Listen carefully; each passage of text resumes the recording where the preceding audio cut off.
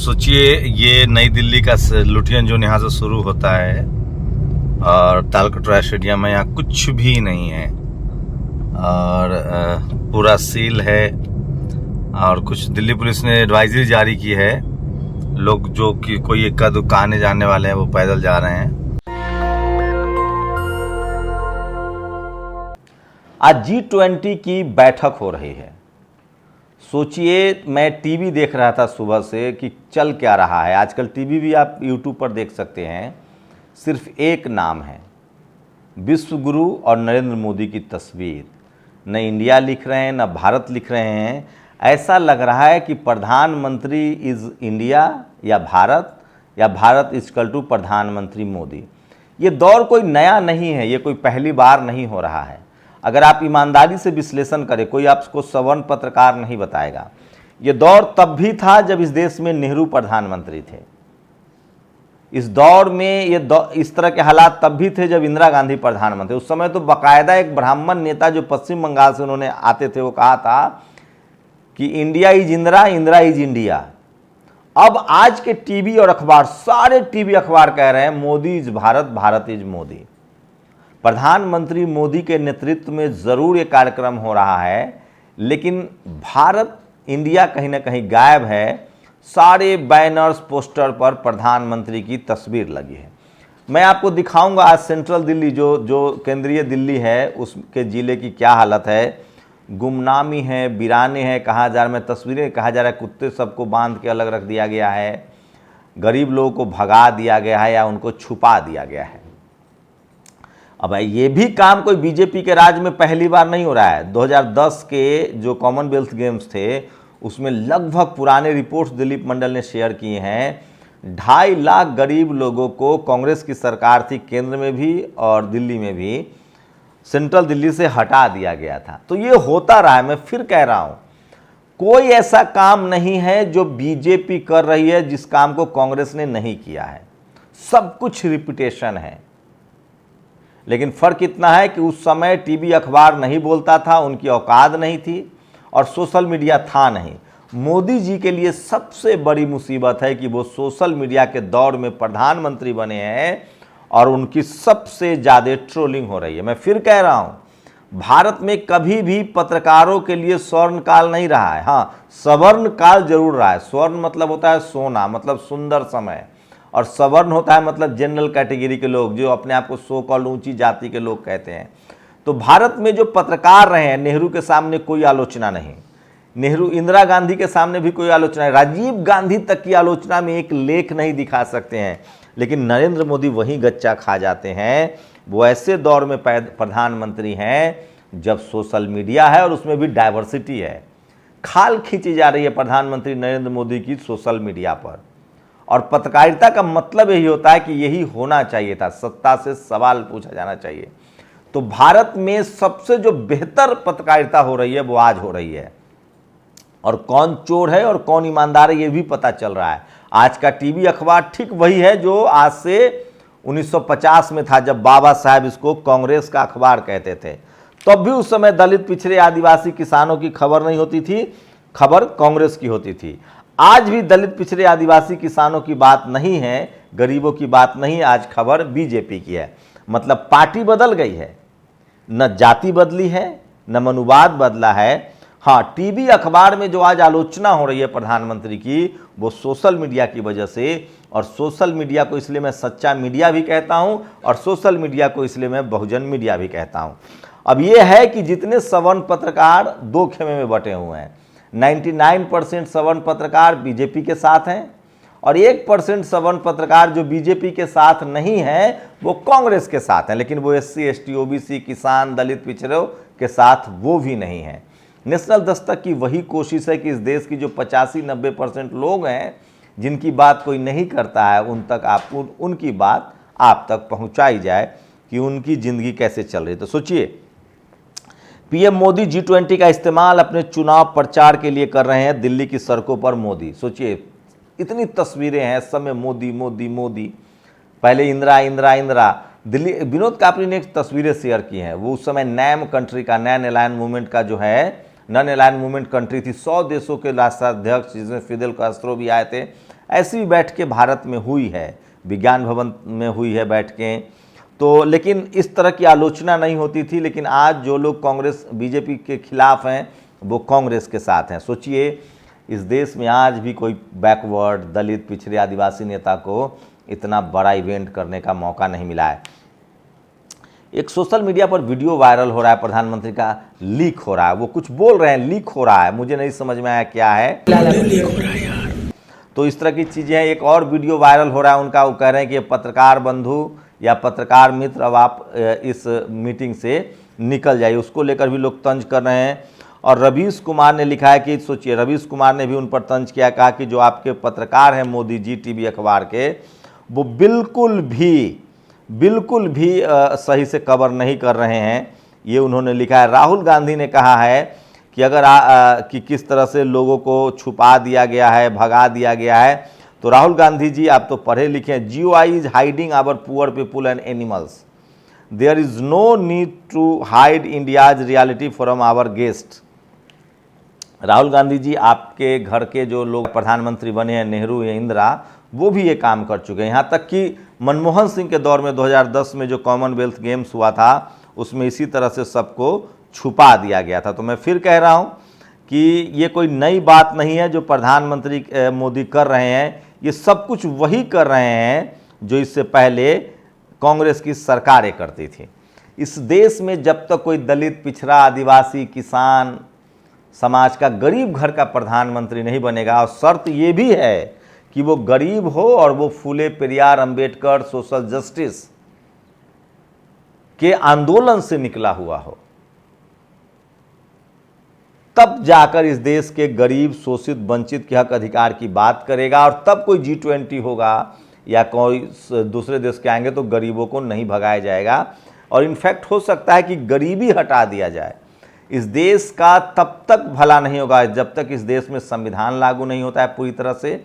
और संविधान का इम्प्लीमेंटेशन 100% तभी होगा जब कोई मायावती, लालू यादव, कांसीराम साहब या सोनेलाल पटेल या जगदेव प्रसाद या कोई मुलायम सिंह यादव या कोई शिबू सोरेन जैसे लोग, जो ज़मीन से निकले हुए लोग हैं, जिन्होंने सोशल जस्टिस को जिया है, जो धरती पर मेहनत करके आगे बढ़े हैं, और उनकी विचारधारा समानता, संप्रभुता और इक्वालिटी की हो, फ्रेटर्निटी की हो, भाईचारे की हो, सोशल जस्टिस की समझ हो, ऐसे लोग जब तक इस देश के प्रधानमंत्री पद पर, राष्ट्रपति के पद पर नहीं बैठेंगे, तब तक मुझे नहीं लगता कि इस देश के 90-95% लोगों का भला हो पाएगा।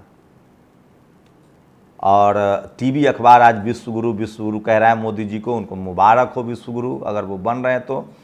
देश की प्रतिष्ठा का सवाल है, सम्मान का सवाल है, लेकिन उसकी कीमत जो है यहाँ के गरीब लोगों को चुकानी पड़ रही है, और वो चुकाएंगी भी, क्योंकि कोई विद्रोह, धरना, प्रदर्शन आप यहाँ नहीं देख सकते हैं।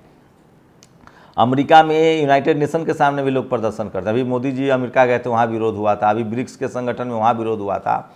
लेकिन सोचिए, भारत के लोग कितने संविधान प्रेमी हैं, लॉ एंड ऑर्डर को कितना मानते हैं। पूरे सेंट्रल दिल्ली को ब्लॉक कर दिया गया है, कोई कहीं से, कोई किसी को कोई मतलब नहीं है।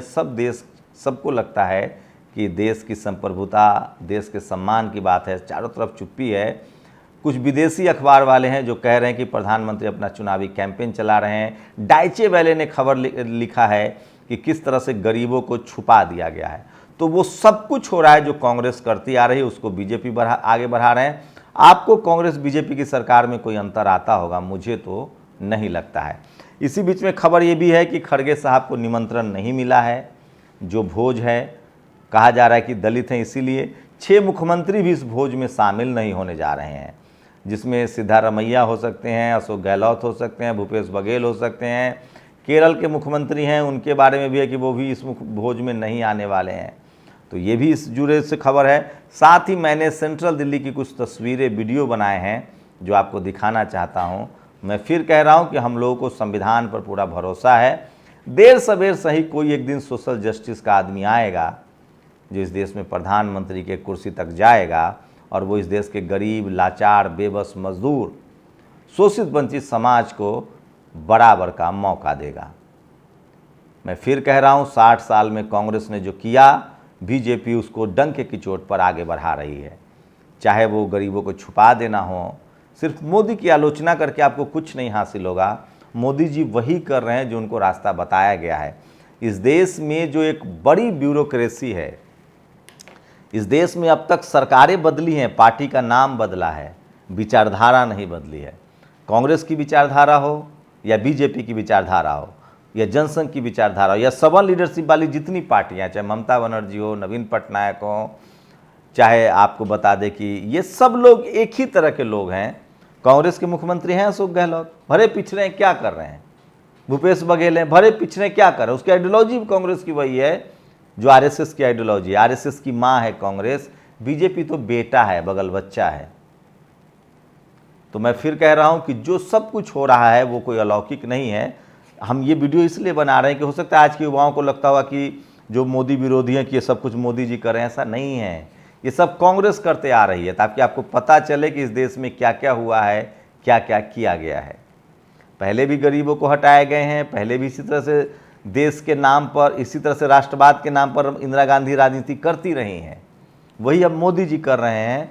इस देश को इंतजार है आज भी एक दलित, पिछड़े, आदिवासी, शोषित, वंचित, किसान समाज के, चौधरी चरण सिंह जैसे प्रधानमंत्री हो, चंद्रशेखर जैसा प्रधानमंत्री हो जो कम से कम गरीबों के बारे में सोचे। लेकिन ऐसी सरकारें गिरा दी जाती हैं। चंद्रशेखर जी की भी सरकार गिराई गई, चौधरी चरण सिंह की भी सरकार गिराई गई, मोरारजी देसाई की भी सरकार गिराई गई। मैं उससे सब जो गैर कांग्रेसी सरकारें थी वो सबको गिराई गई और सबको कांग्रेस ने गिराया या गिरवाया। बीपी सिंह की सरकार बीजेपी ने गिराया, चौधरी चरण सिंह की सरकार को कांग्रेस ने गिराया, मोरारजी देसाई की सरकार को कांग्रेस ने गिराया।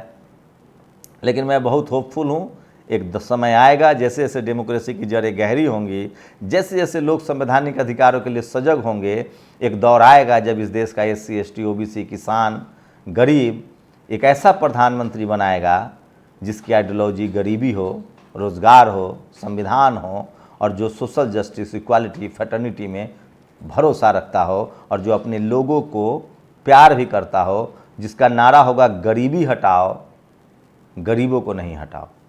जाते जाते ये वीडियो जरूर देखिए। तो सोचिए ये नई दिल्ली का लुटियन जोन यहाँ से शुरू होता है और तालकटोरा स्टेडियम में यहाँ कुछ भी नहीं है और पूरा सील है। और कुछ दिल्ली पुलिस ने एडवाइजरी जारी की है, लोग जो कि कोई एक का दुकान जाने वाले हैं वो पैदल जा रहे हैं। अगर आपके पास वैलिड होटल के जहाँ होटल है, जो बड़े होटल्स हैं लुटियन में, उसमें वैलिड टिकट हो, स्टेशन जाने के वैलिड टिकट हो, तभी आपको जाने दिया जाएगा।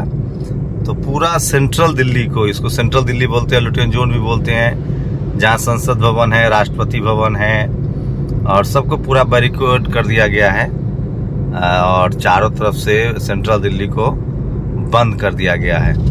तो लॉकडाउन जैसा माहौल है, G20 की बैठक हो रही है, तो सेंट्रल दिल्ली को पूरी तरह से बंद कर दिया गया है। मैं इस समय सेंट्रल दिल्ली की तस्वीरें दिखा रहा हूँ आपको और जगह जगह पुलिस की बैरिकेडिंग है और कोई अंदर नहीं जा सकता है। ट्रैफिक पुलिस के लोग हैं, बैरिकेडिंग है, तो बहुत चुस्त दुरुस्त व्यवस्था है। सोचिए सरकार चाहे तो इसी तरह से लॉ एंड ऑर्डर को टाइट किया जा सकता है, करप्शन रोका जा सकता है। सरकार में बहुत ताकत होती है, बस नियत साफ हो। जैसे G20 को लेकर लोगों की नियत है, देखिए ये तमाम MP फ्लैट्स हैं इधर, तो कहीं से जगह जगह पुलिस की पेट्रोलिंग की गाड़ी लगी हुई है। तो सेंट्रल दिल्ली है, सैटरडे का दिन है, चलिए अच्छा है, कम से कम वीकेंड है। ऐसे ही लोगों का, ज़्यादातर लोग का वीकेंड होता है तो ज़्यादा परेशानी नहीं है। लोग कोऑपरेट भी कर रहे हैं, देश के सम्मान का मसला है देश में, तो लोग भी कोऑपरेट कर रहे हैं। तो ये देखिए पूरी दिल्ली एकदम सुनसान, खाली सवाम। ये सब मेंबर ऑफ पार्लियामेंट के जो मंत्रियों के घर हैं जो आपको दिखा रहा हूँ, तो ये पूरा का पूरा दिल्ली जो है वो सुनसान है एकदम से।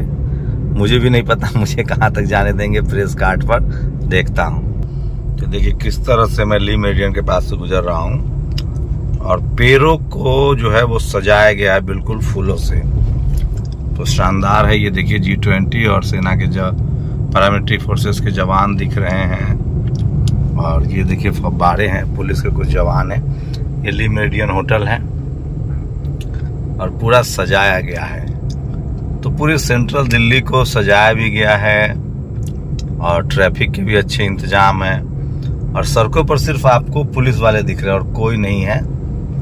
तो ये शानदार है सब कुछ, और ये तस्वीरें दिखा रहा हूँ, पूरी तरह से सजाया गया है और पूरा बैरिकेड कर दिया गया है, पेड़ों पर फूल लगाए गए हैं। इक्का दुक्का लोग हैं जो आपको पैदल चलते हुए दिख रहे हैं।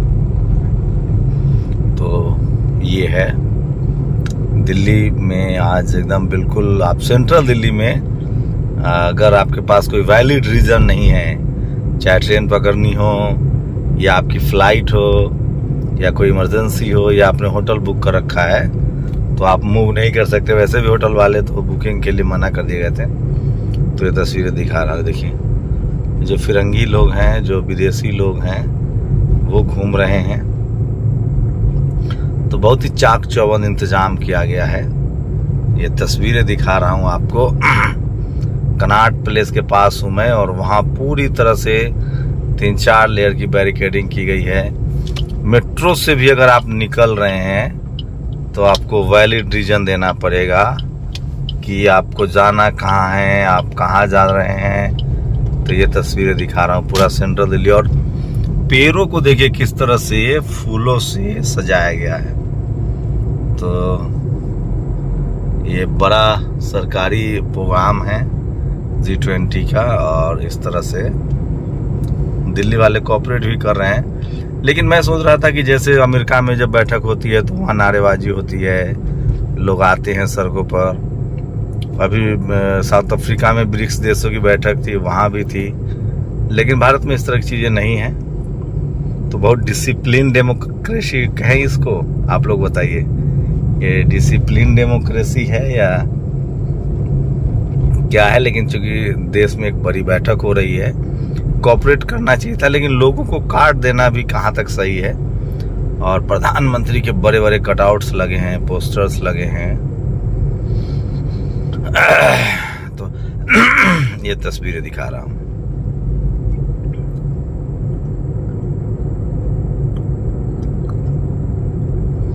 तो ये तमाम तस्वीरें आपको दिखा रहा था।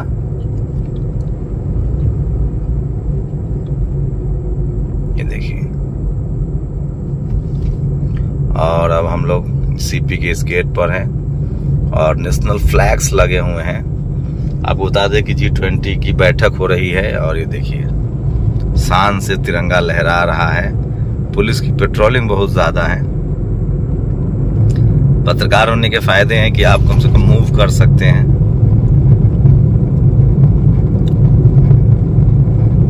तो ये तस्वीरें दिखा रहा हूँ, और लोगों को मनाही है, वो बगैर, अगर काम नहीं है, कोई वैलिड रीज़न नहीं है, कोई इमरजेंसी नहीं है, तो आप नहीं मूव कर सकते हैं। 2 दिनों तक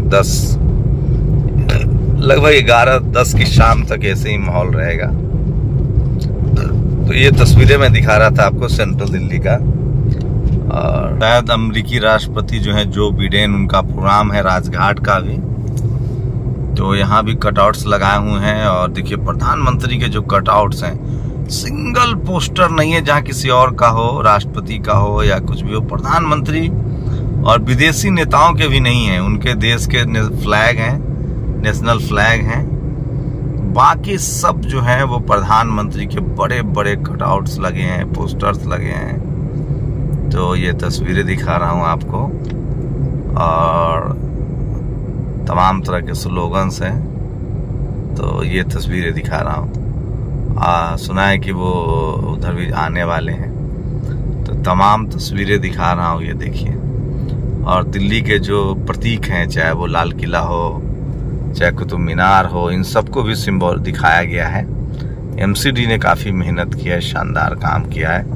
और देखिए हर चौक चौराहे पर इस तरह से आपको हाल ही के दिनों में ये सब लगा दिया गया है। ये देखिए बड़े बड़े वाटरफॉल लगाए हैं। तो शहर को सुंदर तो कर दिया गया है, इसमें कोई दो मत नहीं है। देखिए शहर को काफी हद तक सुंदर कर दिया गया है। पुलिस की बैरिकेडिंग है, अभी भी सफाई कर्मचारी जो है वो काम कर रहे हैं।